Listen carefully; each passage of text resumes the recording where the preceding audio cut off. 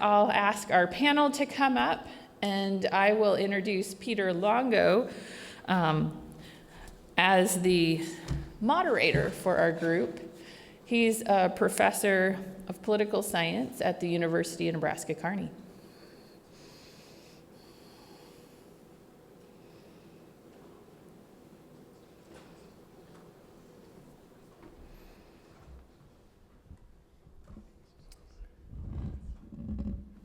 Good morning. Nice to see everyone at 8 o'clock.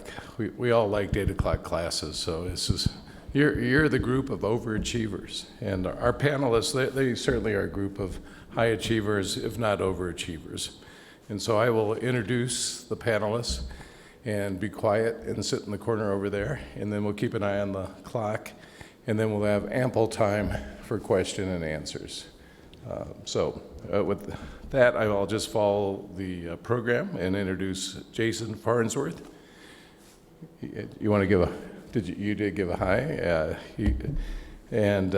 Jason is the Executive Director of the Platte River Recovery Implementation Program, Headwaters Corporation.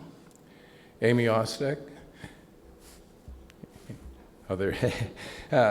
She is the Section Chief, Interstate Federal and Water Information Section, Colorado Water Conservation Board. Shelly Kelly. She is the Executive Director of the Sandhills Task Force. Jesse Bradley, the Deputy Director of Nebraska Department of Natural Resources. And the final panelist is Paul Woodward, Water Resources Engineer of HDR. And it's really a pleasure to have them all participate in this exceptionally important topic. So I'll sit down. I guess I have to sit there. They all took the one closest to the mic. And again, feel free to participate, and if you need anything, like coffee or anything, feel free to do that as well, and we'll sit back and enjoy the comments offered by the panelists. I'll start with a few questions. Are you ready? Does anyone have slides? All right, we're going to jump to some prepared questions, and then you're certainly free to, what? They each have 7 minutes. All right, so you each have 7 minutes to ramble on. So we'll go straight to the questions. No other questions? Okay, the next session starts at 10:15. It's great having, we'll move forward.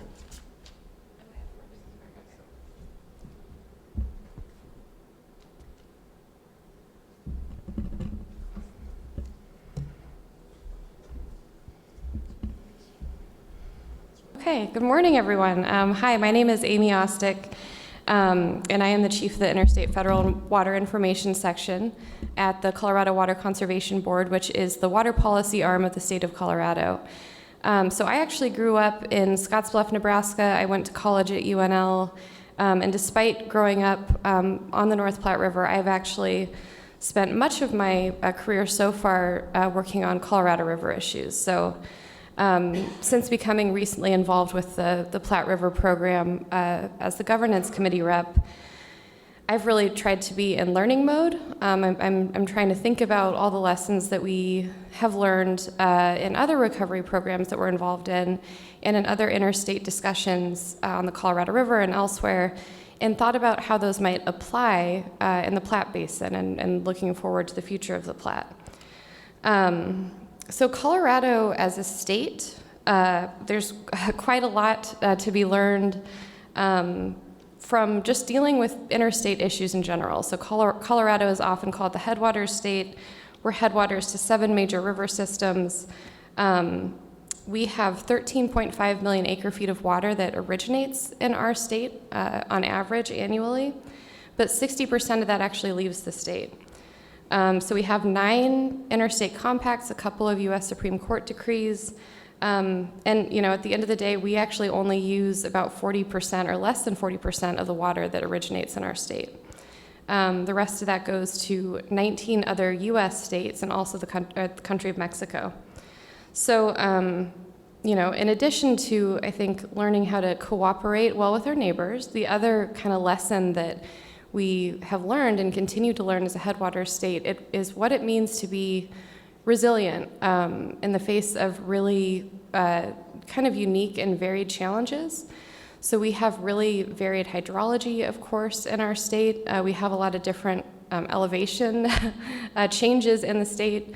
So what does it mean to be resilient, to use water efficiently in all those different contexts? And how do we deal with the fact that we have really different snowpack year to year? We have just different challenges that we face.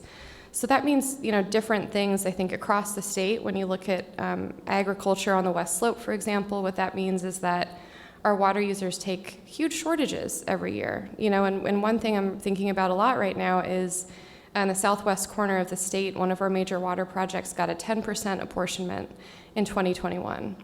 And that particular water source provides water for the Mountain Ute tribe. They had to fallow over 6,000 acres. They had to lay off half of their farm workers.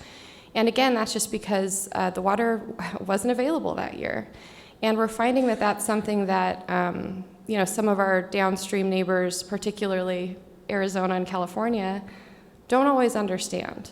What does it actually mean to live within the supply year to year? In terms of municipal use, we hear a lot about the Front Range and the booming population of Denver, and that certainly is true. But what a lot of people don't realize is that the Front Range actually uses less water today than it did 20 years ago.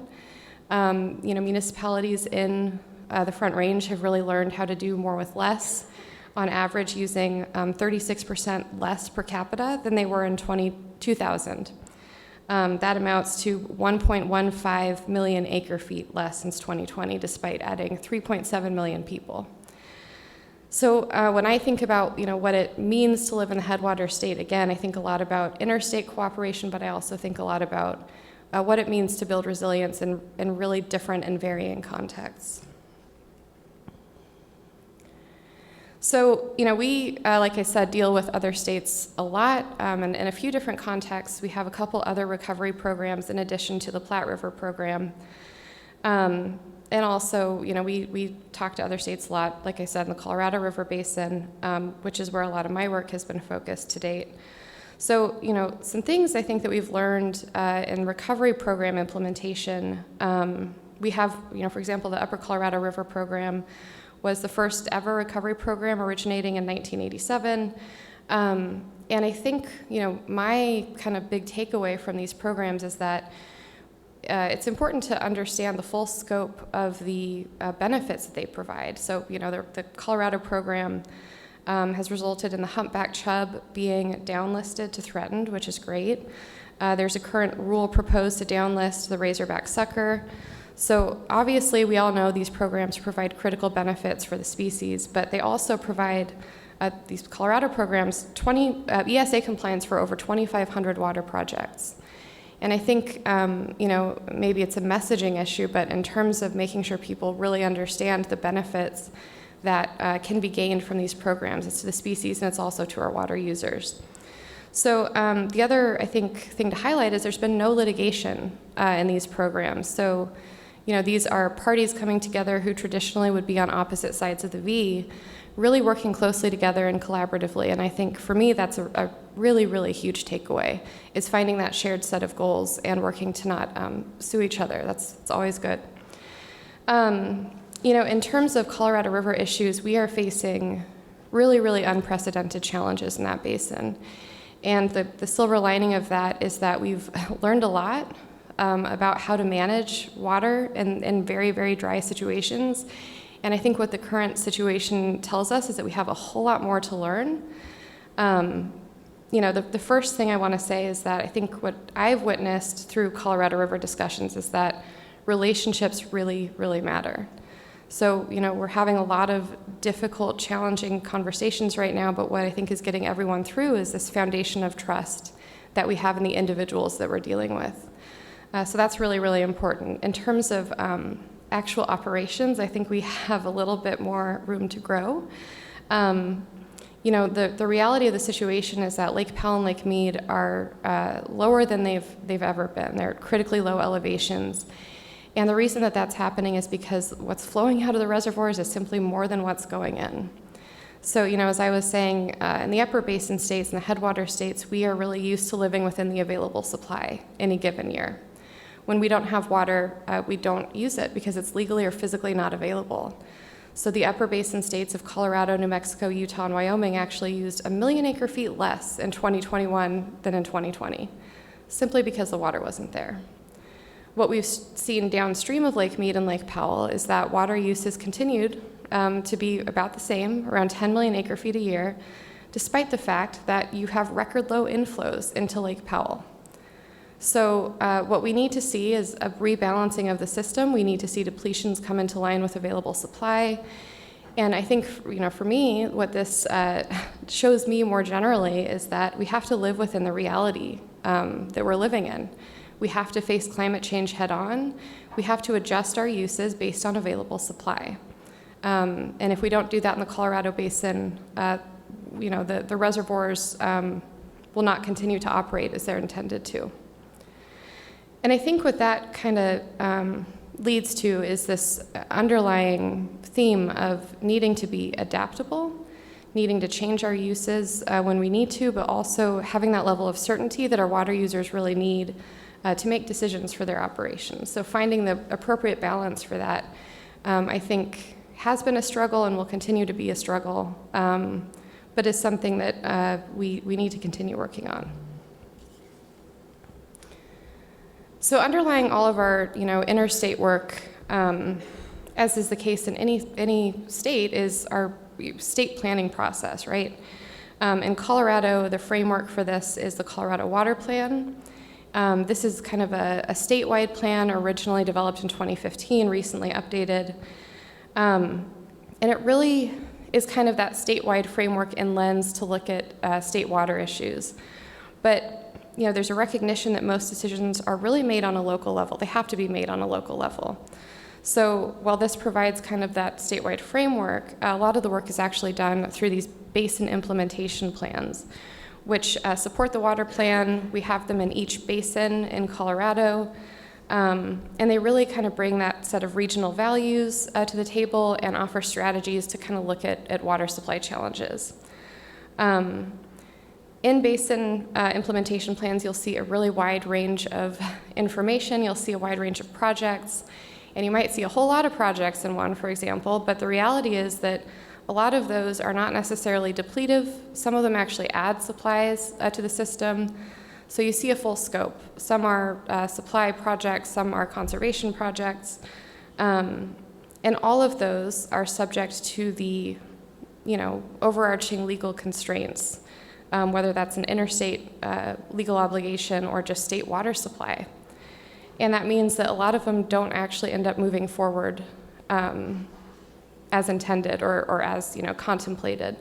So they're kind of there to help kind of communicate the values and the goals of a certain region, but not necessarily as a firm planning document necessarily. So in conclusion, in thinking about all of the kind of various interstate negotiations and discussions that we've been involved in, and thinking about our state, water planning process as well, a few things that I'm really thinking about in terms of the future of the program and lessons that I think we can learn. One is the importance of understanding local context. So whether that be challenges that are unique to a certain region or area, or understanding another state's planning process. So I know that part of my job as getting up to speed on the program is understanding the IMP process, which seems to be very complicated, but just having an understanding of that local context and the challenges that are faced in other states, I think, is really important. And adaptability and certainty. I think finding the appropriate balance between those two is going to be a constant struggle, but something we have to continue working towards. And finally, relationships. I think that having that underlying foundation of trust with the people you work with is really important, and it's what is going to get us through some of the hard discussions that might lie ahead. So thank you.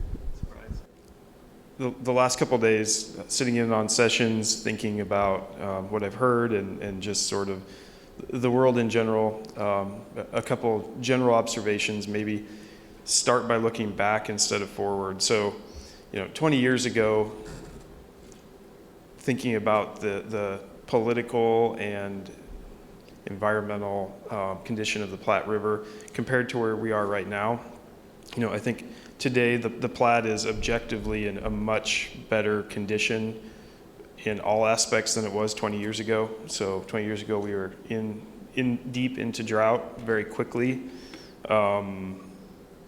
Large scale disagreement in terms of what should be done about it, both on a political, and on a habitat level.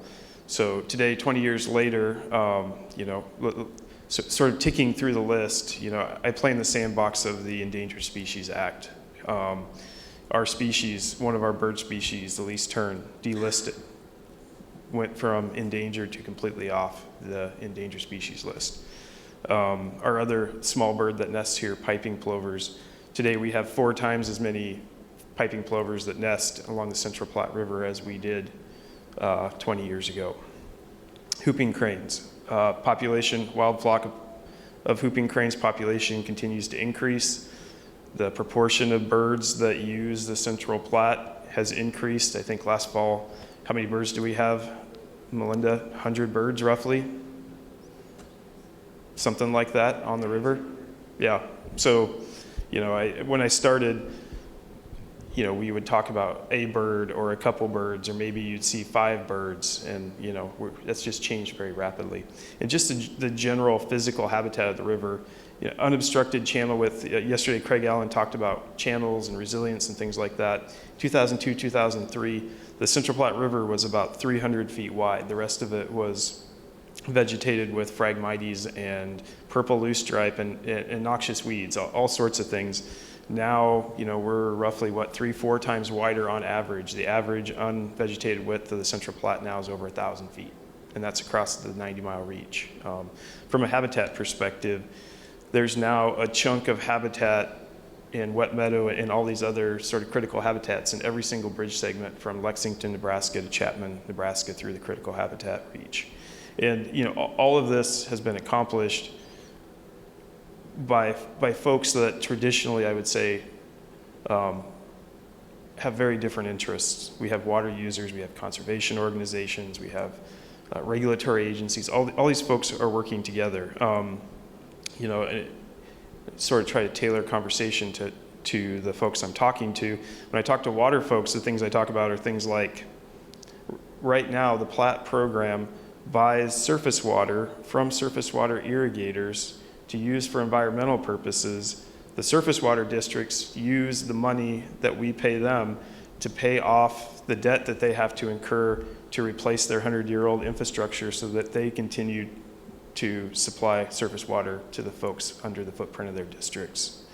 We have large irrigation systems that have surface water rights in Nebraska now that include environmental uses as one of the things that they want to do moving forward. 20 years ago, you'd get run out of the room if you talked about that. And then, we have folks, I'm going to pick on TNC, folks that traditionally in the conservation world that are out working hand in hand with ag producers to increase on-field water efficiency. I mean, there's a lot of really great things going on in the basin, and a lot of folks, had to work together, build trust, make it through some rough patches to get that going. But now I think, objectively, we're in a much better place than we were 20 years ago.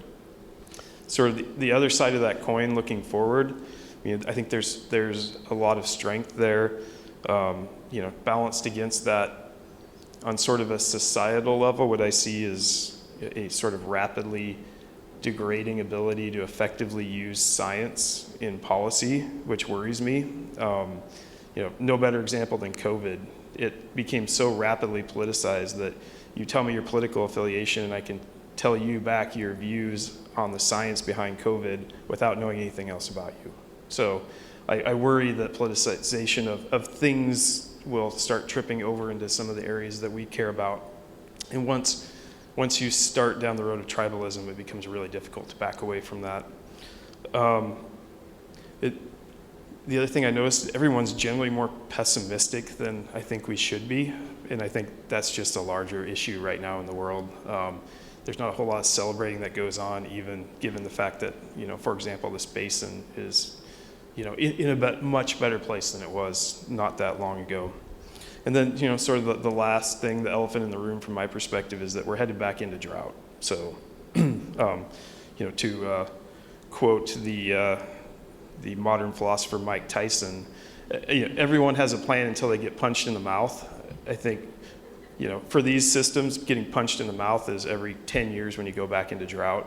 And, the big question is, all right, is this drought going to be worse than the drought of the early 2000s, which was supposed to be the worst of the worst? If it's not, I think we'll be fine. We saw folks be very proactive in adjusting to the last drought. If it's worse, then I think it's going to be a pretty large stress test of relationships, ability to continue to collaborate. It's easy to collaborate when there's enough water. It's really hard when you have to shut off surface water deliveries to somebody's farm because there's not enough water making it across a political boundary. So to me, that's sort of the focus area moving forward. Thank you.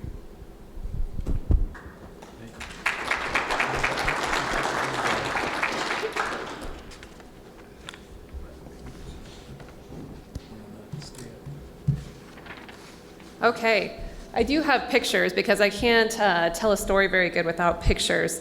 But my name is Shelly Kelly. I'm the executive director of the Sandhills Task Force, which is an independent organization that's rancher-led. It's been around for about 30 years to try to promote private, profitable ranching and conservation. And in the Sandhills of Nebraska, water gets to be quite the issue. I should note that I'm also a rancher myself, so I come at water issues probably more from the art than a lot of the folks on the panel. But yeah, I wanted to show you the picture. So the Sandhills of Nebraska is what I'm going to focus on, and it gets to be the headwaters of quite a few tributaries to the Platte River. In the Sandhills, it's an area where the aquifer meets the land, and so we have so much surface water in our lakes and also in our flowing streams, and we have some of the most consistent flows in the world in the Sandhills. And so we have a lot of photos like this where you've got very semi-arid landscape that meets the water. If you look at it, from a satellite view, you can see the sandy ridges and you can see all of the water that's intact too. We still have, water, it's boiling up out of springs, coming right to the surface. And so it is a geologically young formation, and our water is largely intact. And when I think about the future, I think about the challenges that we have moving forward. And some of the things that come to my mind are what I wanted to bring up in our discussion today. But we've got streams that are starting to downcut. We're seeing that in the Sandhills. And if you go outside of the Sandhills, you see a lot of streams and rivers that are very disconnected from their floodplains. And we are taking efforts to work with ranchers to be able to address these issues before it gets to be a monumental problem, before you have to put in massive structures to be able to fix this. Is this going to work forever? It's probably not going to work forever. And the panel on Monday, really had me thinking about water and the long-term effects of some of the things that we are doing. There's some ditching that goes on in the Sandhills wetlands, and it went on for a lot of years because it was a very standard practice to be able to put up hay. Ranchers never realized that they could potentially lower their water table so that they wouldn't even need to worry about haying because they would lose their water table that those very productive plants used. And so the unintended consequences of what we're doing is something I think we need to really think about moving into the future. But when we see things like this, where you see water starting to downcut, if we can try to prevent that from progressing, I think that helps us for the next 20, 50 years, maybe longer. because those downcuts, when that first picture didn't look all that bad, it turns into this very quickly. And if you're a trumpet or swan, this no longer is something that works for you. We start having big impacts on our waterfowl and our other species, as well as the plant community. And this is a project where we saw the down cutting, and we came in to help the rancher bring that water table back up. We brought the water level back up through some pretty unique structures. And that's one thing that I wanted to talk about too, because when I think about the future of what we're gonna do in the Platte and how we're gonna handle the water, I think we need to get outside of our boxes and really try to innovate as we're trying to fix these. And so a lot of organizations came together to make this project possible.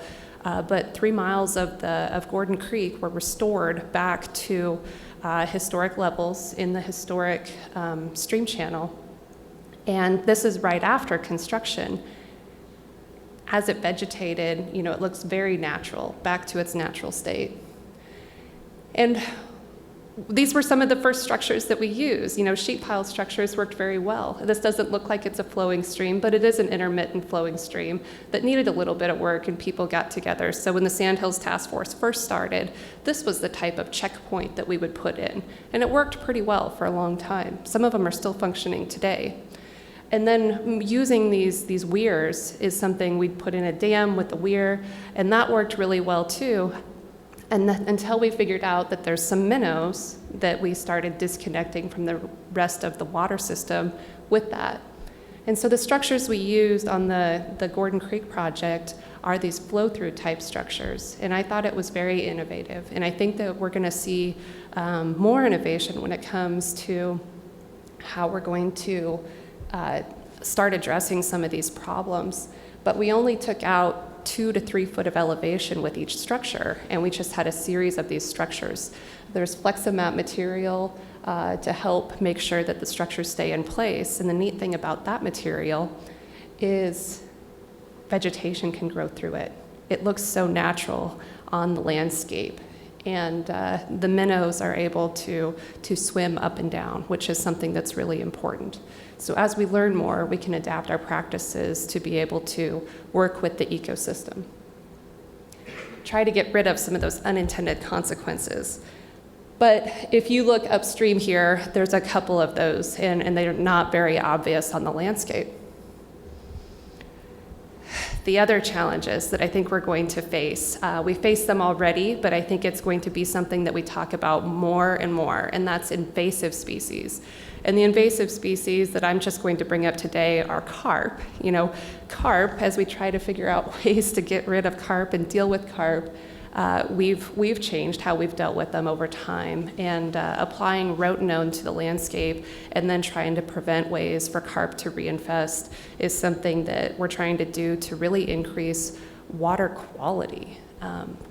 Those carp are really challenging for the ecosystem within the water, but it also muddies it up, and it prevents waterfowl from using it, it prevents wildlife from using it, and it just prevents the health overall. And I can't give a presentation without talking about cedar trees and woody encroachment. But when we talk about cedar trees, we're talking about the loss of rangeland a lot in this state. But I think in the future, as water becomes a more important topic, it's a very important topic, but I think we're going to see this topic become even more and more important. We're going to talk about how stream flows are reduced by these cedar trees. The cedar trees are taking over a lot of the flowing water areas in the Sandhills. It is decreasing flows, but we're not measuring it, and we're not noticing it yet. But I think of my friend that ranches in New Mexico, Tutta Libby Cruz. She talked about their invasive woody species along their rivers that actually dried up the streams. When they removed those invasive species, the stream started flowing again. And if we can think about controlling cedar tree from a water flow standpoint at this point, maybe we will address the issue before we start losing stream flow that's causing really big problems. And management right now varies, and opinions vary widely. You can see land ownership boundaries right here on two neighbors that view the cedar tree problem differently or have different resources available to them. And so it's something we need to think about. And tying fire to water is not something that I think a lot of people do. But I think when we see the smoky skies and we see maybe some discomfort because there's some smoke in the air, I think we need to recognize that some prescribed fire could reduce wildfire issues that cause really bad air quality.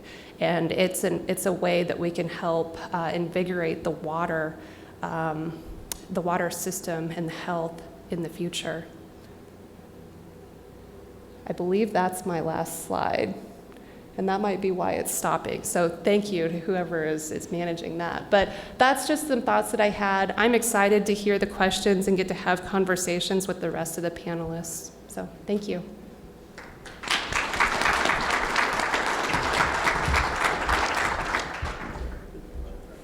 Morning. My name is Jesse Bradley. I'm Deputy Director at the Nebraska Department of Natural Resources. And our agency, we do a variety of things. We work on floodplain management, dam safety. We permit surface water uses, monitor a lot of water supply and kind of irrigation use across the state. But then, of course, one of our major functions is in water planning and managing our interstate agreements. And so I'm going to talk primarily about that function this morning. And I think, kind of like Jason was saying, I think a little bit to understand where we're going in the future, we do have to look back to our past. And I think, back over the past couple decades here in Nebraska particularly, we've come a long way in terms of our water planning and, had some really significant challenges in the early 2000s. If you think about where we were as a state at that point in time, we didn't really yet recognize the legal connection, if you will, between groundwater and surface water. Our policies didn't really reflect that. We were in the midst of two Supreme Court proceedings, one on the North Platte River, one on the Republican River. We were in the midst of negotiations of a cooperative agreement, which ultimately turned into the Platte River program. And we had in-state litigation between groundwater and surface water users out in the Panhandle. So it was a pretty big mess in the early 2000s. But we passed, there was a water policy task force. They passed what was known as LB 962 in 2004. That created the proper legal framework for the state and local natural resource districts across the state to be able to engage with each other and do effective planning and start getting down to kind of brass tacks and addressing these issues.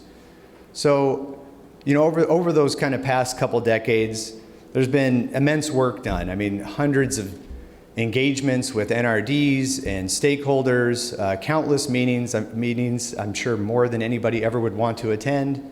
But those created relationships. And I think it's those relationships, as I think both Amy and Jason were talking about, it's those relationships that really create the structure and foundation for how we're going to work together on future problems in the Platte. But I think, to kind of understand where we're going, our recent work here, particularly in the Platte River Basin, I think about we've got over half of the 23 NRDs working in the Platte River Basin on integrated management planning. If you think about the Upper Platte, Central Platte, and Lower Platte, we have about 13 NRDs there. We have 2 basin-wide plans. One of those was required. One of those was voluntarily entered into by 7 NRDs in the Lower Platte because we wanted to be proactive. We didn't want to make those same mistakes that we made in the 80s and 90s, leading up to those fights in the early 2000s. We wanted to be ahead of those issues. And so those NRDs stepped up. We developed a voluntary process to develop a basin-wide plan, and that provides the guidance that goes into every individual integrated management plan in the Lower Platte. Here in the Upper Platte, we now are in our second increment. We do 10-year increments of planning. We're in our second increment of planning in the Upper Platte. We achieved most of our objectives from that first increment. We entered that increment not meeting our obligations under our new depletions plan with PRIP. We didn't have a source of funding even to be able to begin. We now have continuous funding. We've invested over $100 million And we're in full compliance with our obligations under that interstate agreement. Doesn't mean we're done. We're still working forward. There's a lot of effort going on now, as Jason talked about. Drought is a significant issue as it pops up in this river basin.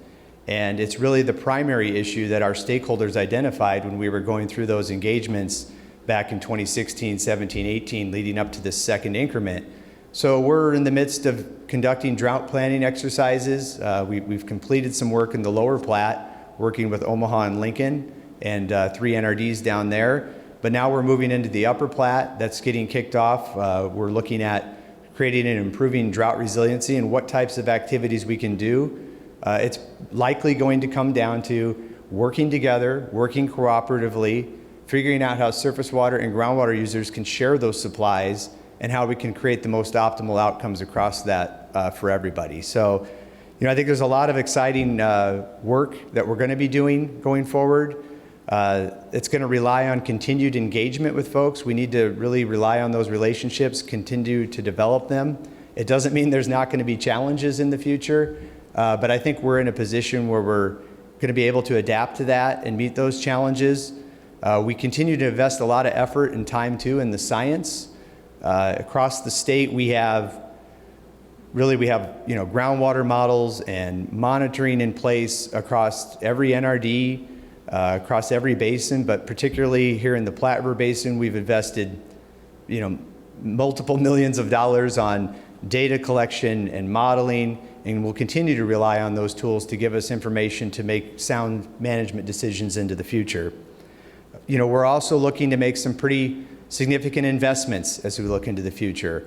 One of the things that came out of the first increment of planning in the Upper Platte was really looking to take advantage of what we called excess flows, and how can we take this water during high flow periods, get it into the aquifer so that it can return to the river when there's less water. We've invested a lot in that, both the permitting process and kind of the administrative framework, and we've created what we call the decision support system around that we're using to help make informed decisions about how to allocate those excess flows. That's one example. I think another would be the Water Resources Cash Fund dollars we have and the investments we've made in partnership with NRDs. Things like conjunctive management, using those excess flows, various incentive programs may be targeted at getting technologies into producers' hands, buying down allocations. There's a lot of different creative ideas out there that folks have implemented over the last 10 or 15 years. And of course, we've got some new legislative initiatives too in the state of Nebraska. One is the Surface Water Irrigation Infrastructure Fund, which was $50 million that the legislature provided to our agency to invest in aging infrastructure for our surface water irrigation districts. So we're out there right now actively making those investments, finding partners, and looking to improve the resiliency of that irrigation infrastructure. And then, of course, the one that everybody's most interested in is Perkins County Canal. That's been the most significant initiative. I think the governor's talked about that, and we're going to continue to move forward with that initiative. We see it as critical to Nebraska's future water supply in the Platte River Basin. And so, those are all just examples of things we're doing today and with an eye on the future. And it'll rely on continued relationships, continued communication, working with our partners, relying on the science so that we can make those decisions that set us up to be successful in the future. So thank you.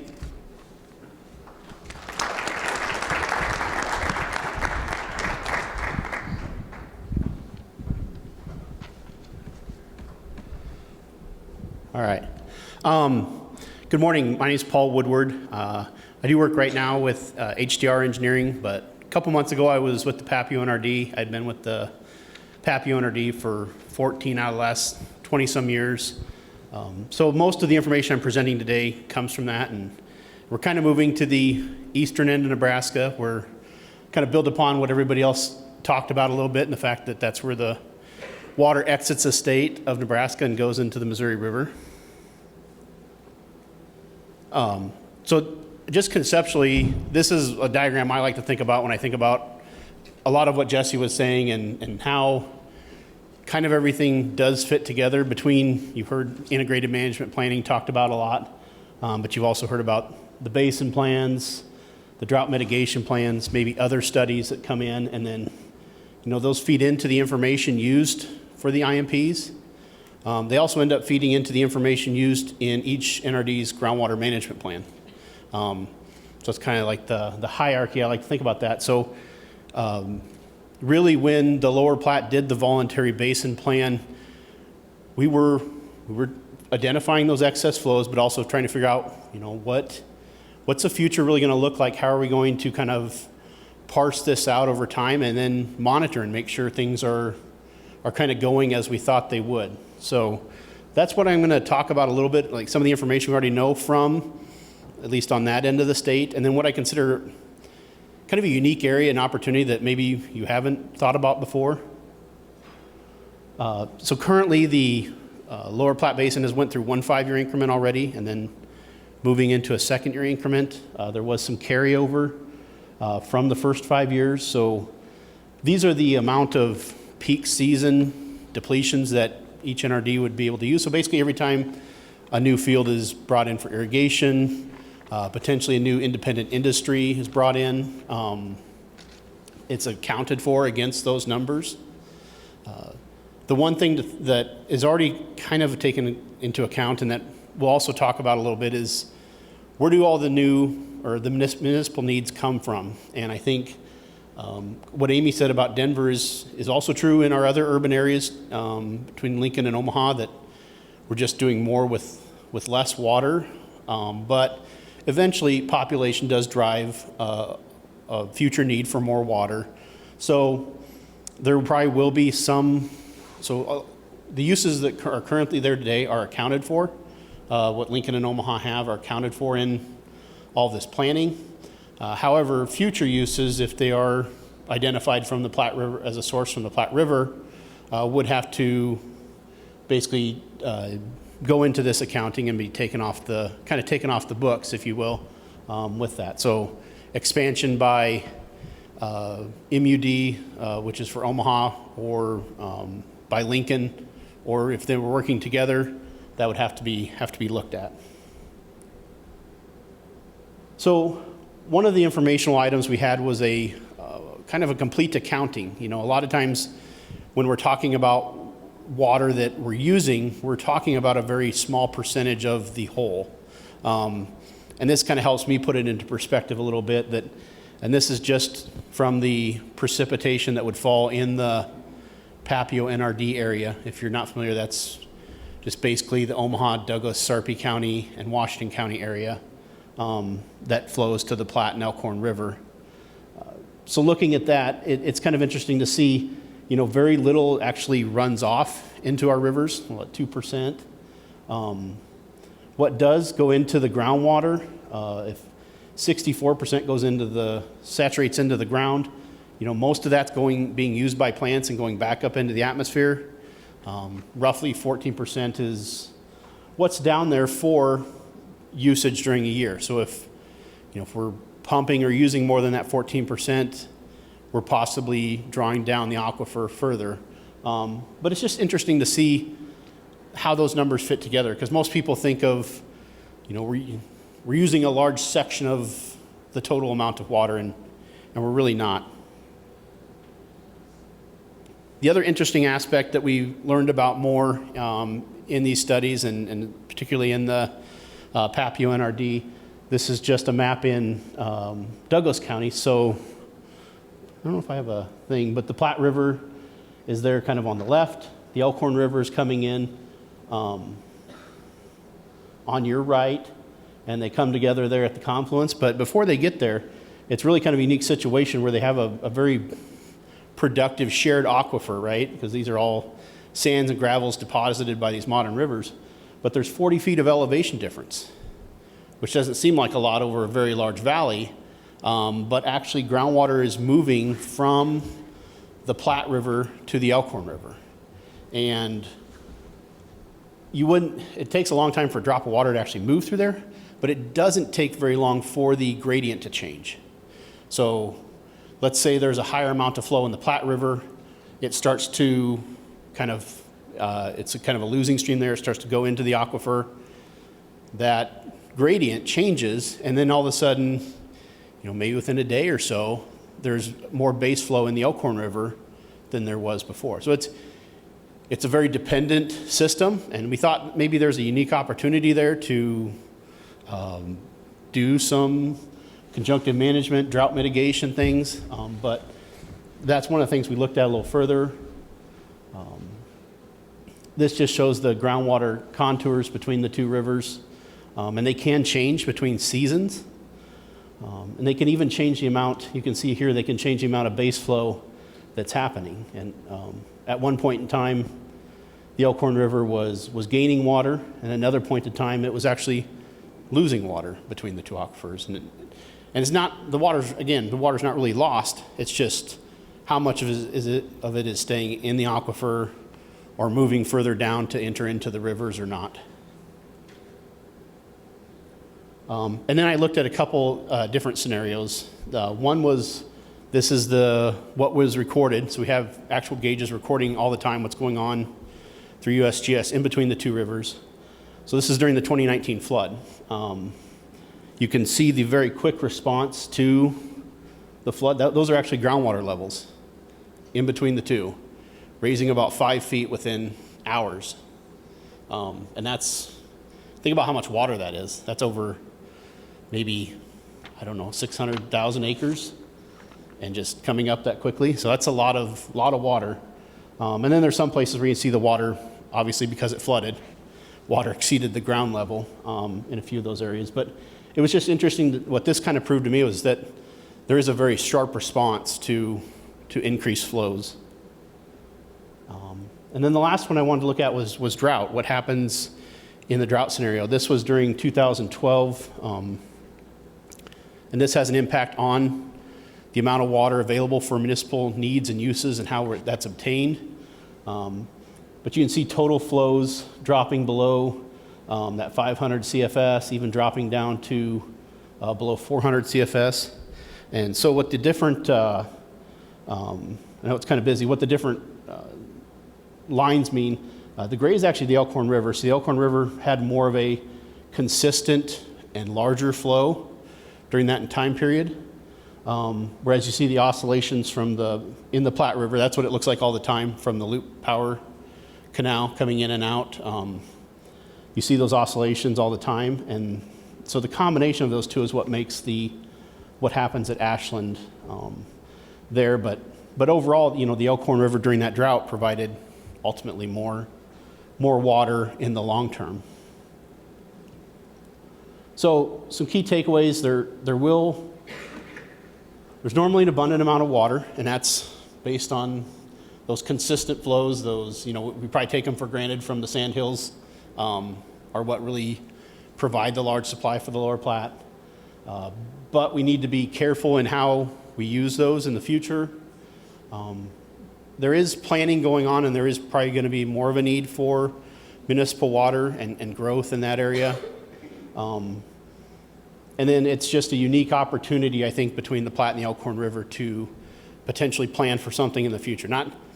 Obviously not that we can store a bunch of water there and wait for later to use it, but maybe we can find certain areas between the two rivers where we could temporarily use some water during a drought, knowing that that's going to recover fairly quickly whenever we do get water back in the rivers. So maybe that large aquifer can be used for drought mitigation and things. So those are kind of my thoughts.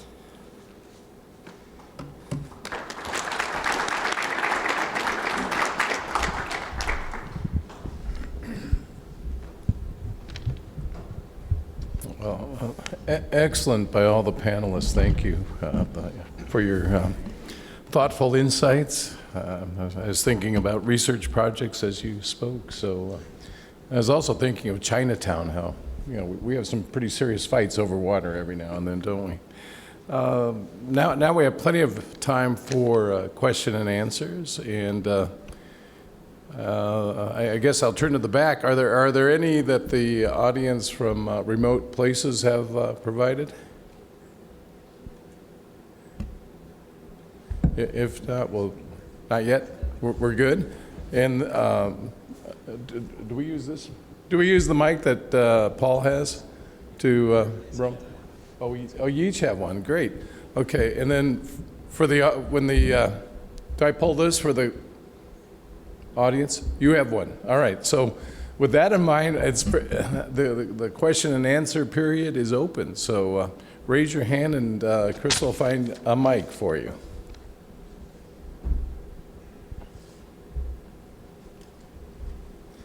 This question definitely open to anybody commenting, but is more directed towards Jason and Jesse as far as Central Platte River goes. The presenter panel yesterday during the crane session was asked, what do you see the future of the Central Platte River looking like, specifically towards as far as whooping crane and sandhill crane habitat availability goes? Looking forward to, say, 20 years from now. For example, if the program opts not to acquire more ground and there's no more water for the environmental account, or how do you see the Platte River changing in the next 20 years specifically for sandhill cranes and whooping cranes?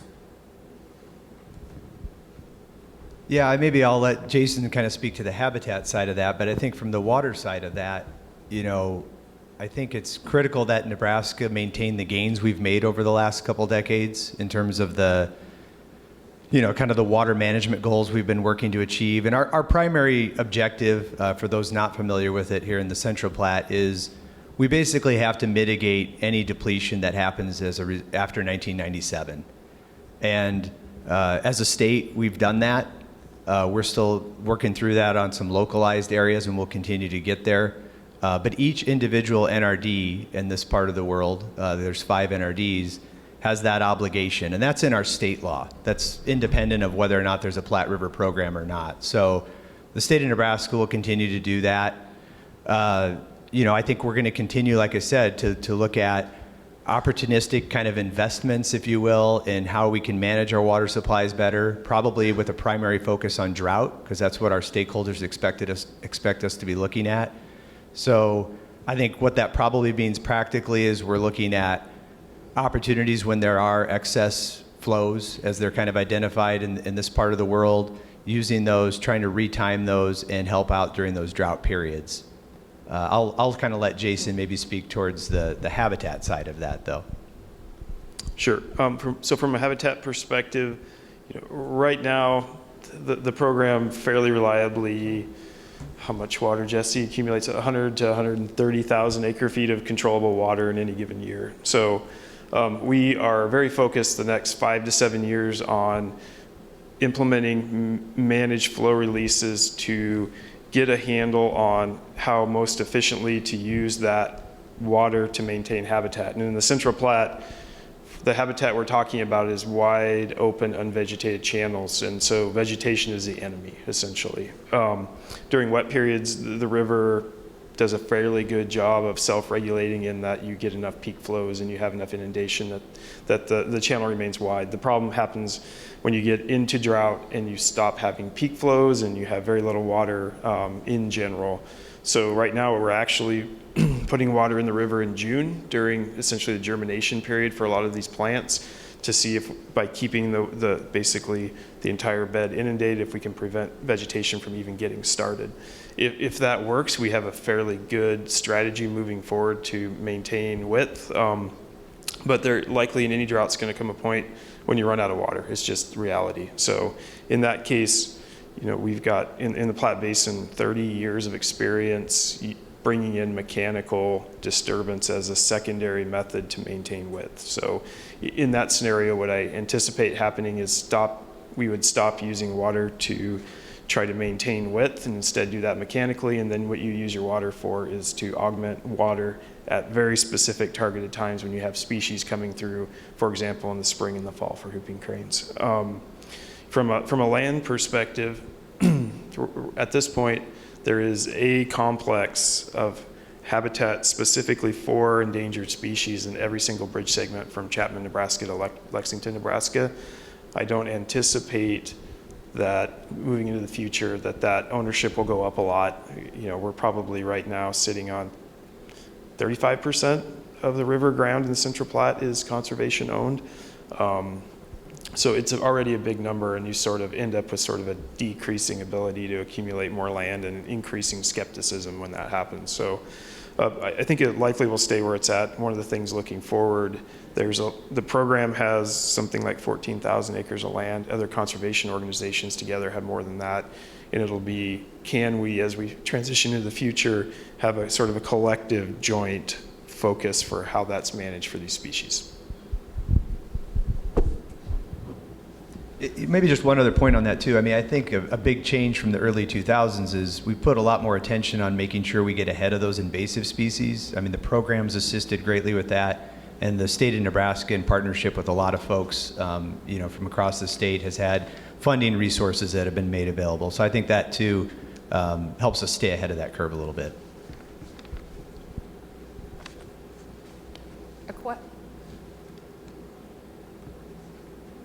A question? Can you turn this? Is that on? There we go. I just got to talk more into it. A question from our online participants, particularly for Jesse, but others can speak. The Lower Platte Voluntary Basin-wide Plan was set to expire at the end of 2021. Has there been movement to re-engage stakeholders to renew the plan, and are Fish and Wildlife Resources going to be part of the next increment? Yeah, I mean, we have re-upped into a second increment already. Paul, what did we go through? 2026 for the next increment. So we've been kind of working in 5-year increments. Those are processes we work with each NRD. They work with their boards. There's public meetings about those changes that then ultimately get adopted through any integrated management planning process. As Paul was talking about, that process really is aimed on being proactive, looking at sort of those, what we might call excess supplies, and making sure we're kind of working within those excess supplies. But yeah, that process has been re-upped, continued, and I think it's been very effective as a means for the 7 NRDs in the department to work together with a shared common purpose across those political boundaries.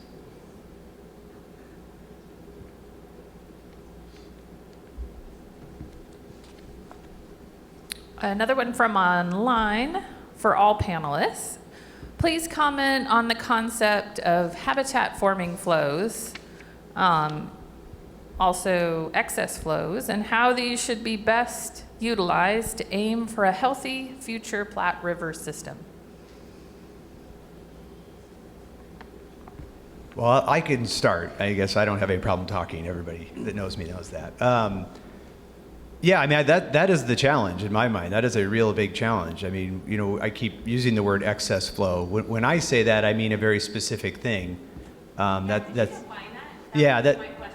would be, for us, that means it's sort of in excess of what we're required to not deplete. So under our new depletions plan in the Platte River program, there's target flows. So every day has a flow measured at Grand Island that flow has to be exceeded before that water can be available for a use that wouldn't have to be mitigated. Also in Nebraska, we have what are called state protected flows, which is essentially all of the existing water rights also have to be met. Those water rights are going to include in-stream flow rights all the way from the Central Platte down to Louisville. So all the way to the mouth of the Missouri, there's in-stream flow rights as well that are held by the Game and Parks Commission and the Central Platte NRD. So all of those have to be met, and then the water above that is excess. And I think, that's the way we've defined it in our existing kind of legal framework. So we're trying to use that water that is in excess so that we can retime it and meet other management goals.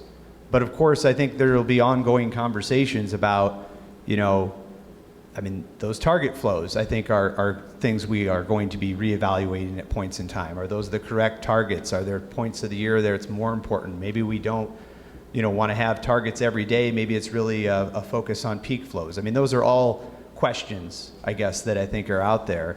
And we'll have to adapt our management approach around where that gets reset. But I think that's an important thing to recognize, and will likely be one of those adaptations we'll have to make in the future. And maybe One thing that I will. One thing that I'll just add to that in the. Okay.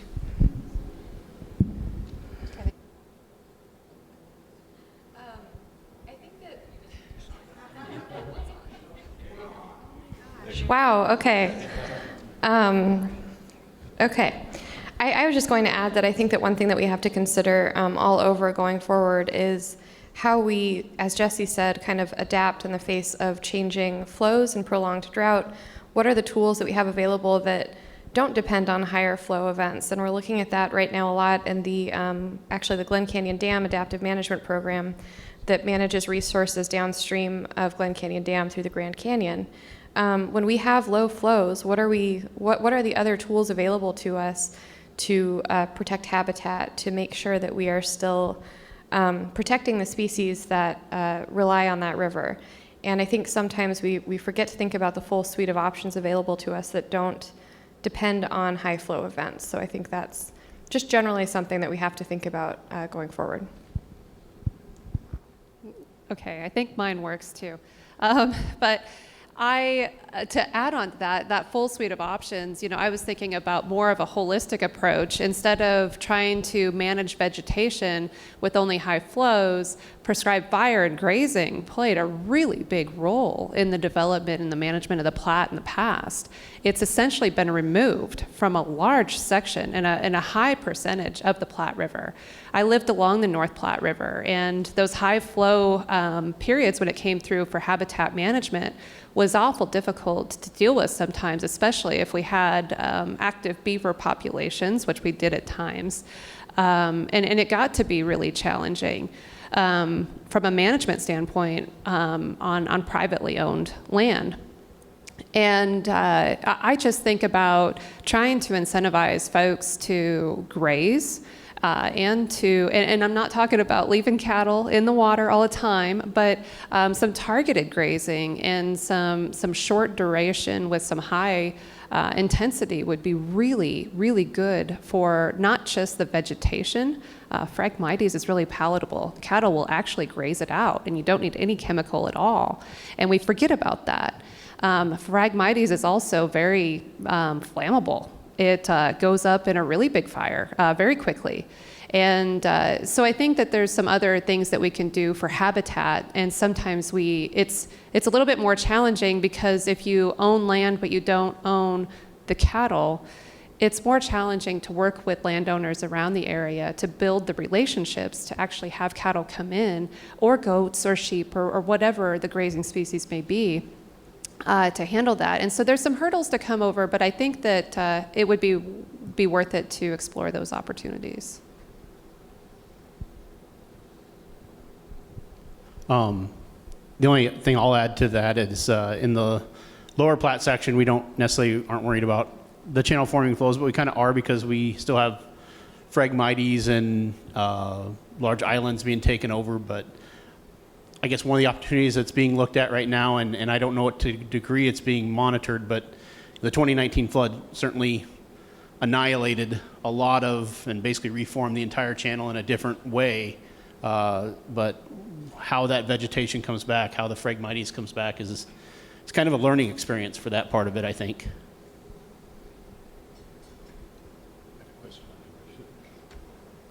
Okay, I am Chittaranjan Red. The question is for Amy Ostdiek. You mentioned about significant improvement in water use efficiency for our Denver metro area, but every efficiency comes with a cost. So right now, do you have any idea what is the residential rate or cost for a first 10,000 gallons in Denver metro compared to metropolitan utility district of Southern California or Las Vegas Valley Water District or Tucson Water or Phoenix, which is not Colorado, it's more Salt River. So those four metro areas versus Denver, what is the rate differential right now? I really wish I could answer that question. I don't honestly know how the price varies. What I do know is that we're seeing cost increases generally rise in the Denver metro area, so I can't speak to that. I can't give you exact numbers, but I do think that, that will just be a reality as water becomes more scarce, that we are going to have to pay more for it. So yeah, I'm afraid I don't have a precise answer to your question, but I think that that's just something that we will see happening. As I'm walking across, another question from online for all.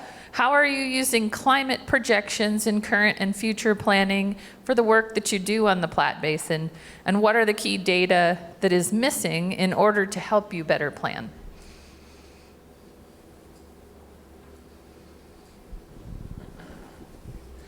So I guess, in terms of climate and kind of projections, it's not like we're sitting there with, the different climate models and looking at kind of how to incorporate those into water supply projections necessarily. Although we have done that in some instances, I think more along the lines of what we're doing is we're trying to look at, things like our historical drought, like the early 2000s. We often talk about sort of 2002 through 2006 because it was one of the worst things we've experienced. And looking at how can we improve the resiliency during that type of period.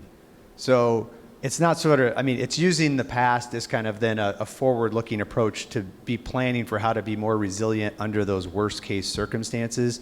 And that's similar to what we do in the lower Platte, too. We sort of look at our low periods of supply and making sure that we're not over-allocating water relative to when we have the least amount.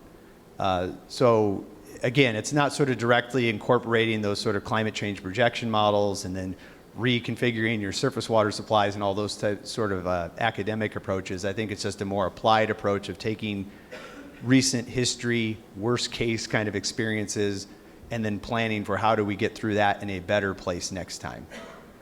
So that's, I think, how we're doing it right now. But we don't have mountains and snowpack. I was going to. Well, one thing that I'll add too is that in the future we are likely to see just frankly a drier future. That's the reality. But we also will see increased variability, and that's something that we are really thinking about a lot in Colorado. Is how can we make sure that we have the maximum amount of flexibility in terms of high flows, but also make sure that we're able to make it through the times of prolonged drought. So I think making sure that we have adaptable management structures that can, handle very, very dry situations while also recognizing we will have very high flow events going forward as well. I think that'll be really important.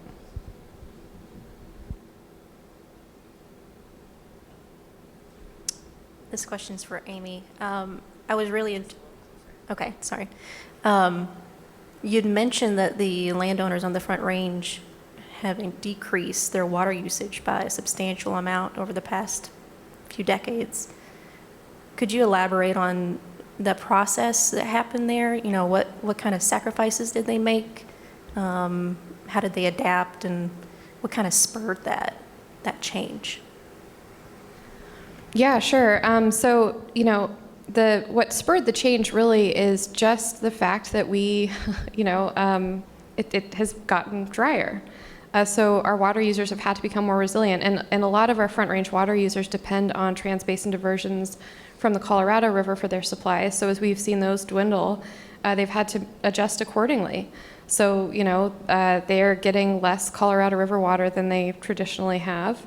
And, I think there are a lot of different tools that you can look at, reuse projects.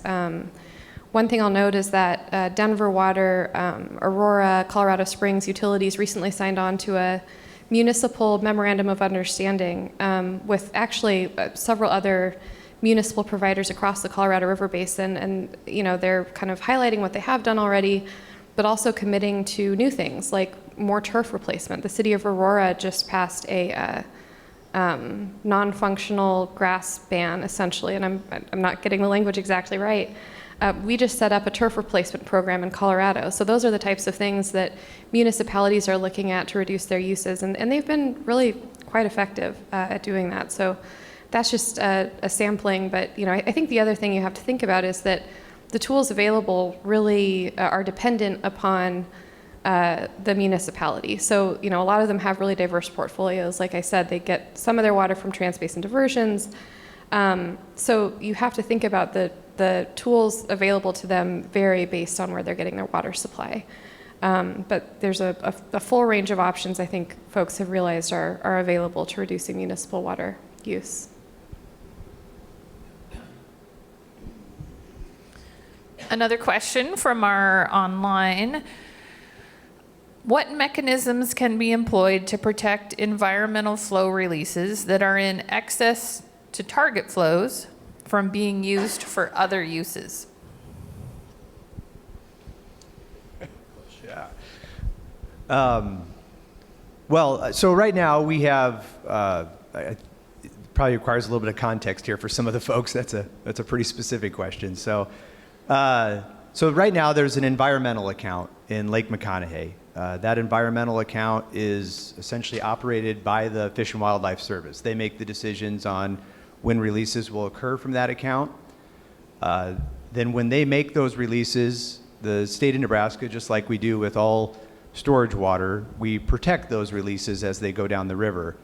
And my suspicion here is the question is around, well, if they're releasing water when there's excesses in the river, what can we do to protect the natural flow excesses that exist? And so, again, there's not in our laws kind of legal mechanisms to do that. So really what it requires is close coordination, working with the partners in those reaches, understanding what the goals of that release are, and just kind of working across all those various organizations involved. And I think to date, that's largely been effective.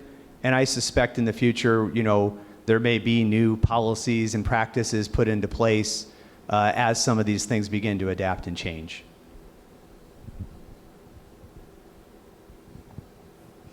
Okay, another question online. Earlier in the conference, for those of you who weren't here, this is from our Monday evening panel. We heard of rivers in other parts of the world being recognized as having rights in and of themselves, beyond stream flow rights. Do we ever see this sort of action happening in the Platte?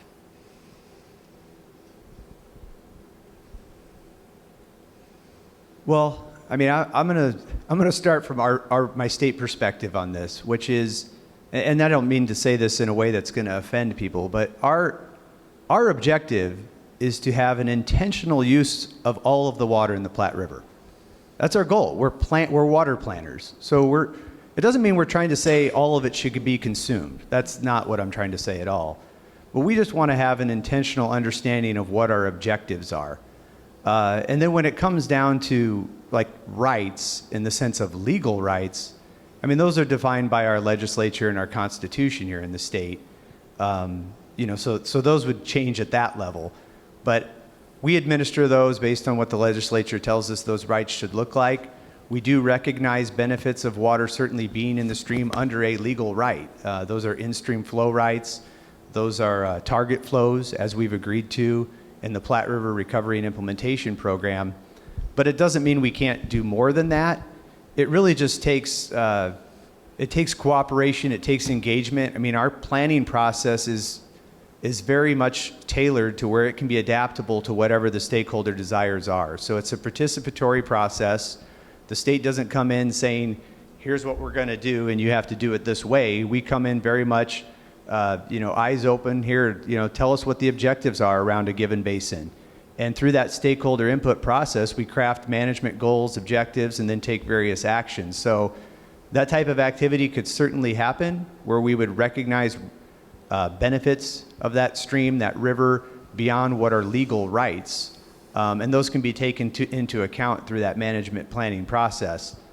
But yeah, I mean, our goal is to be intentional about how we're managing and planning for our water future in all parts of the basin.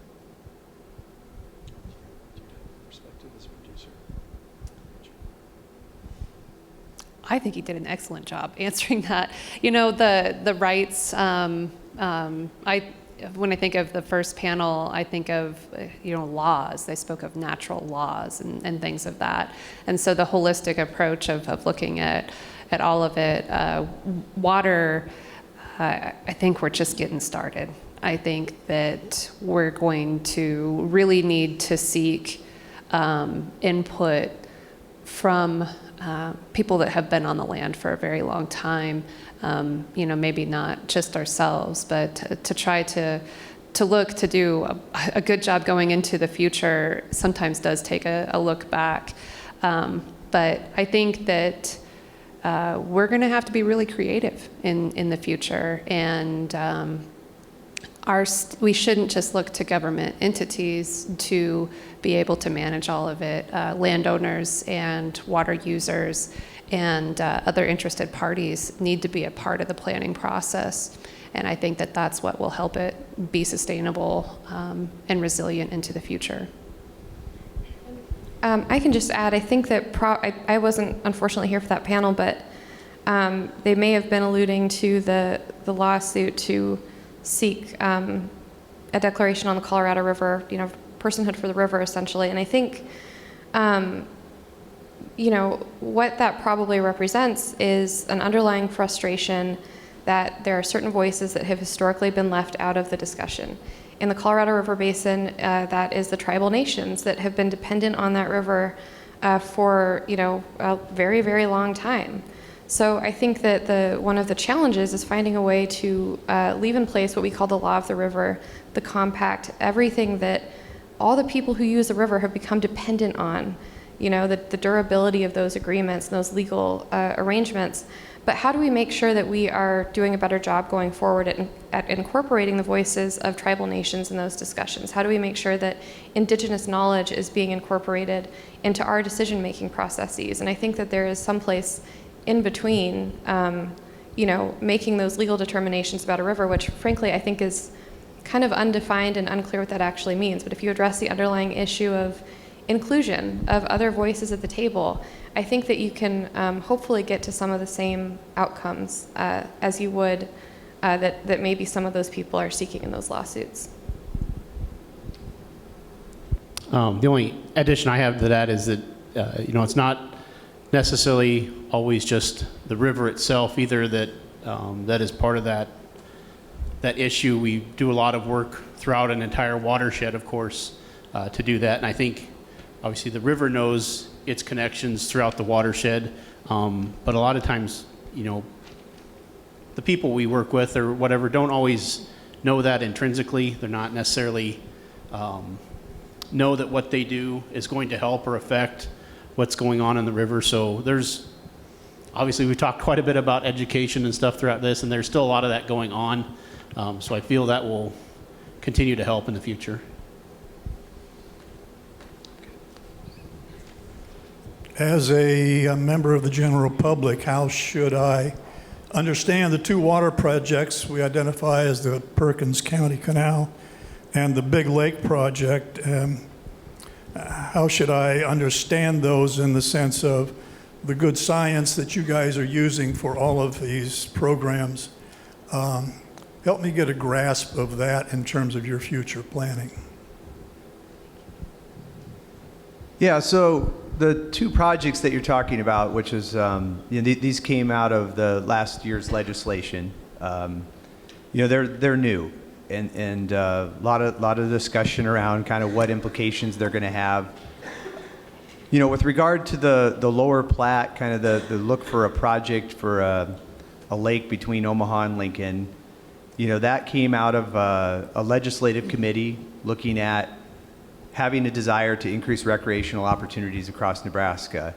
So there was a site, along Lake McConaughey, up along the Missouri, kind of lower Niobrara part of the state, along Lewis and Clark Reservoir, and then the lake in the lower Platte. And so we're in the very early stages of that process. The first act we have to do is go look at the potential implications that type of project would have on Omaha and Lincoln's water supplies. So that's step one.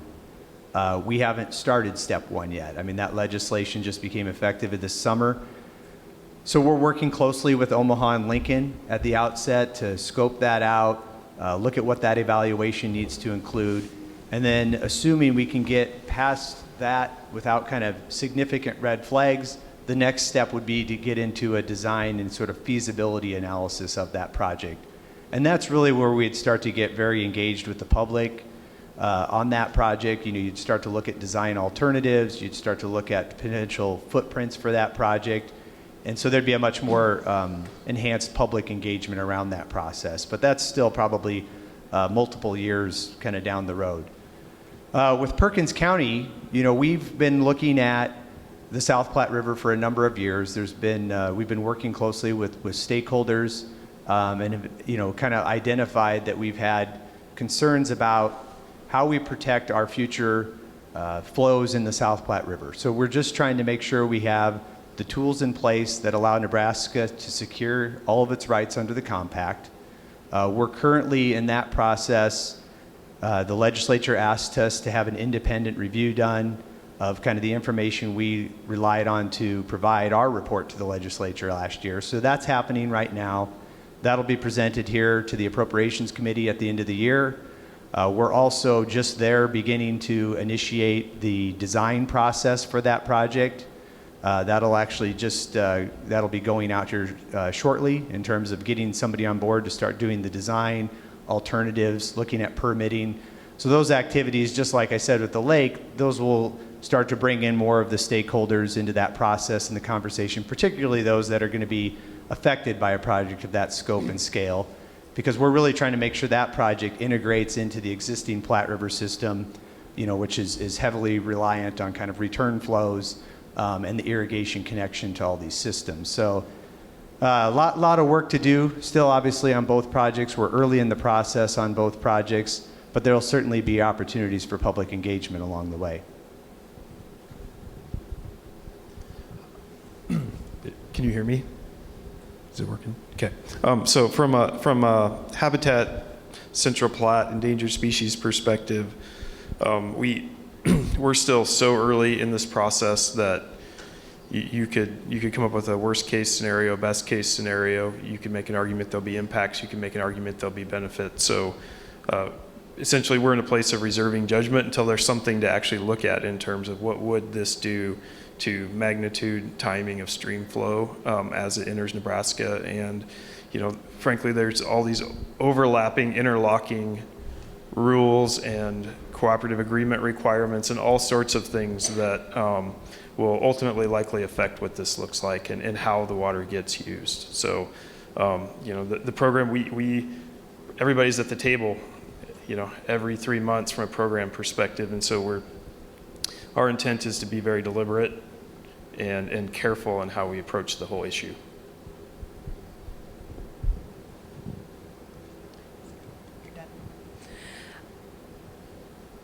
Okay, another question from online is one of the larger challenges with the water use is what is the right balance for human population in the basin, and how do we stay in balance, as some of the previous panels and previous days talked about, with the human needs and the natural resource needs as we look long term?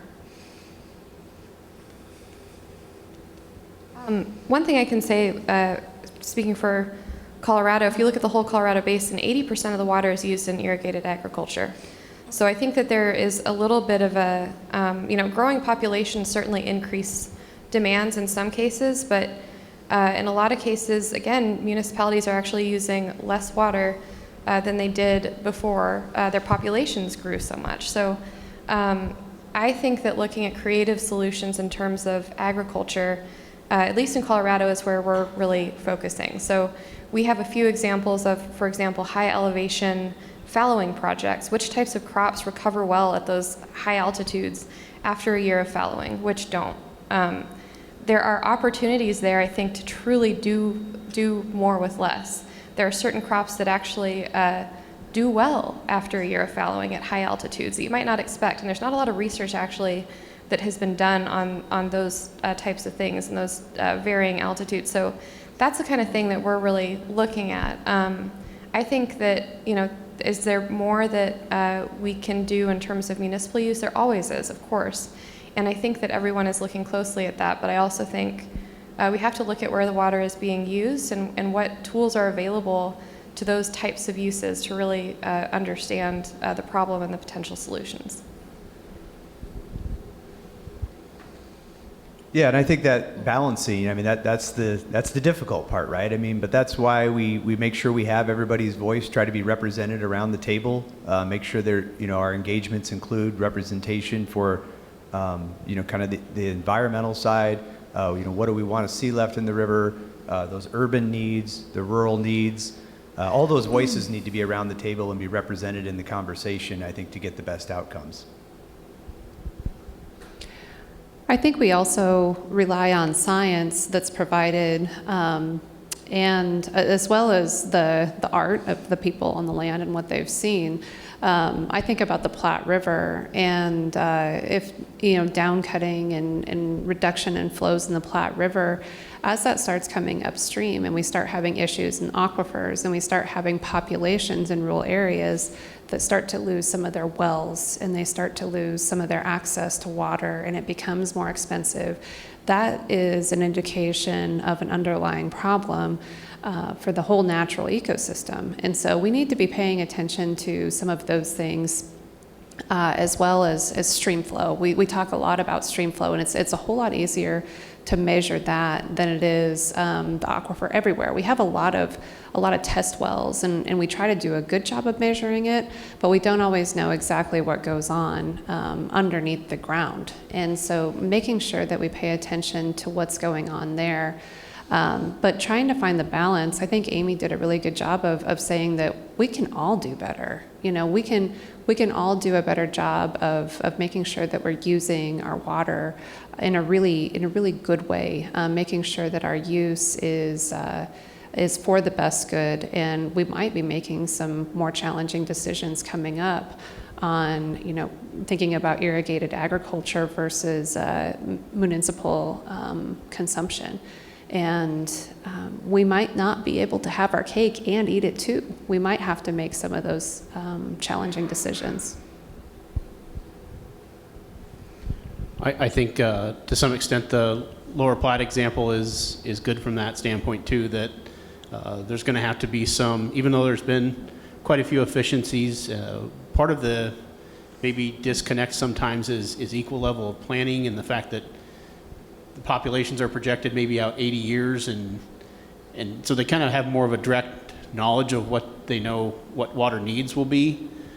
Now what supplies are going to be there can sometimes be an issue, and that's, I guess that ends up being part of the disconnect between what's available for the natural river and things like that. So I do see there's going to have to be some decisions made as we think about future conditions. With Omaha's fairly well set up to continue to grow over the next, I think, 30 to 40 years at least, with the current supplies that they have. But as has been said before in the conference here, that within the next 10 years or more, Lincoln's going to have to have some additional supplies for the city to continue to grow.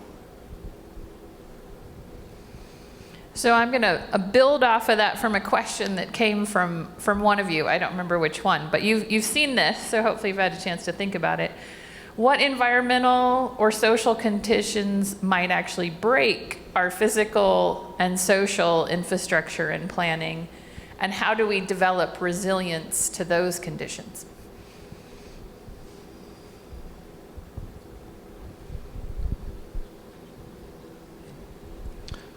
So one of the things that strikes me is that over the last 3 to 5 years, we've had a large-scale generational shift in leadership in water in this basin. So I think of things in terms of our governance committee, which is essentially sort of high-level leadership across the 3 states and the federal government. And when I go into a GC meeting now, I'm suddenly the old timer. I have more institutional knowledge than a lot of the folks there, which 5-6 years ago, I was the young guy. So, and I think other folks have mentioned this, but we are now in a situation where we have a lot of new people that are learning to work together and trying to build relationships. We're also likely going into a stress test period from a water supply perspective. And to me, the sort of important question is, are these folks, are we going to be able to build trust quickly enough that when things get rough, that we have the relationships that we need to sort of find our way through? I'm very optimistic about that, but I also, and I think I mentioned this earlier, see in general right now that the world is trending back towards tribalism and, this sort of me, you, us, them, sort of on all levels, and it happens so quickly that, you wake up the next day and, Twitter is a disease, but you go on Twitter and you're like, oh, okay, now we hate this group or that group. So I just hope that we make it through this sort of stress period collaboratively with the new relationships that we need to build and foster in the next, I don't know, we probably only have 2 or 3 years based on water supply right now.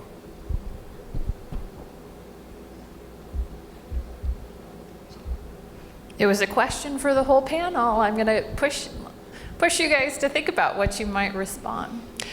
Ditto. I think that he said it very, very well, and that was my thought exactly, is that we are in a time where we're seeing, trust erode, and it's a lot more popular to undermine somebody than to try to understand where they're coming from. And I think, from a social construct, like that's kind of an issue that we've got with a lot of different issues. With a lot of different problems that we're going to have, if we can't come together and try to make a decision together, realizing that we're not going to get every single thing that we want, we have to have some give and take in these relationships. I think that that's going to be the issue that's going to break the system, is if we start going to war. Water wars, it sounds terrible to bring it to our region, but I can very much see how it can and very much might happen. But I'm going to try to absorb some of that optimism that Jason has, that we're going to build some consensus and some relationships and some trust. And I hope that we can do that. And I think it's going to involve getting the right people involved, and it's probably going to involve some really big educational outreach efforts to those that aren't connected to it on the daily. And I can just say ditto what both of them said. I think that unfortunately we're seeing an increased politicization of water. I think we're seeing our politicians get more involved than at times we would like them to be. And I think that presents new challenges. So making sure that we are doing our roles to make sure that the decision makers are fully informed and trying to persuade everyone that it's in our best interest to sit down and talk and to resolve the issues, as opposed to strategizing politically or having unproductive conversations. I think that goes back to having discussions that are based in sound science and based on a clear-eyed vision of the world that we live in today and the decisions that we face. And there will be hard decisions that have to be made. That's just the reality. But I think we just have to use the best available information and do our parts to just have reasonable discussions based in reality. Yeah, I think just my input would be, I completely agree. It's a stress period that's, we're hopefully going to get through. I think maybe the best thing I can think of so far is that it's really taken a lot of cooperation to get to where we're at, and that's been very good because of the way it's been set up and maybe the framework for it, like through the basin plans and the integrated management planning. I guess if that were to break down and there was a full disagreement, I think that's, potentially when you have to figure out how you're going to get through that same process, but maybe in a different way. I don't know what that would be yet, but that's something to consider. Yeah, I'd just add on, change is hard, right? And the one thing we're probably sure we're going to have to do is change and adapt in the future. And that's going to start by having solid relationships to rely on to get through that. And we've tried to construct that. We've spent the last couple decades from the state level really trying to develop strong partnerships with every NRD in this state. Every NRD works very hard to develop strong relationships through their board and their constituencies. And then we try to both engage stakeholders in every planning process. So each of those things that is going on at the state, local, and then state, federal level, those are about developing those relationships, that connectivity to people, so that when we do face those challenges and we know we do need to change, we're in a position where we can have conversations rather than calling up our attorneys and try to work through those issues. Because as soon as the lawsuits start, people stop talking, and that's not productive. I've been through that side of things too. And you come out the other side and nobody wins, except the lawyers, right? That's the old adage. But you got to get back to having those relationships as a foundation to being able to adapt and have flexibility for change. Jason had a great start to one of our other panel asked questions. So to build on that, what are some specific methods to engage the public across state lines to address these future challenges?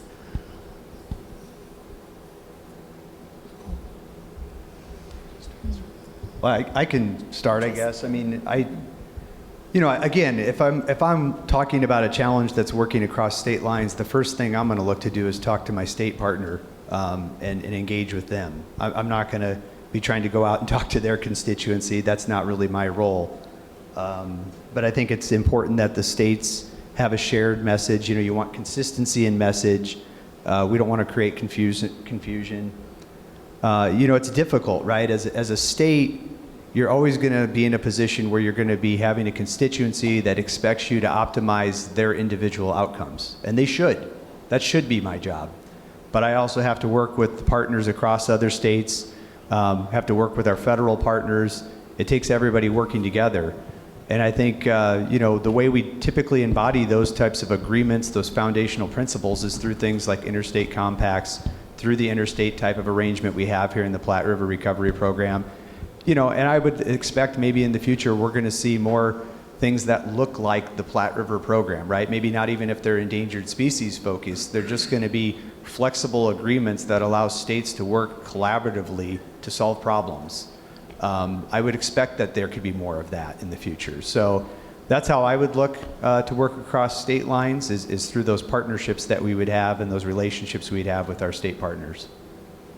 And I totally agree with Jesse here that the best option is always to start by reaching out to your counterparts in other states and having a clear line of communication. I also think that understanding our shared values and our shared underlying concerns is really important. For example, I think a lot of people don't realize that on the eastern plains of Colorado, there's a whole lot of agriculture. A lot of people think of the Front Range and they forget that so much water use in that area is in agriculture. And when I'm out there, I feel like I could be on my grandparents' ranch in Broadwater, Nebraska. We're dealing with the same struggles, we're dealing with the same types of people with the same kind of shared values, and I think the more that we can realize that, and the more that we can try to face those challenges together, the better off we're going to be. And I think it comes to storytelling. We got to tell those stories. We know the story in the state a whole lot better than we know the story of the users in other states. And if the last few years has, the biggest benefit of the challenges we've went through the last few years is we have technology that allows us to connect a whole lot better. And if we can use that technology to be able to try to understand the stories of other states, I think that it keeps us from being selfish, if you will, or self-serving, to try to understand that just because they're across the state line and the compact might have some negative impacts on us, it's because there's positive things that can happen to other folks too. So once again, back to that relationship, the give and take, and recognizing that the stories are very similar across the line.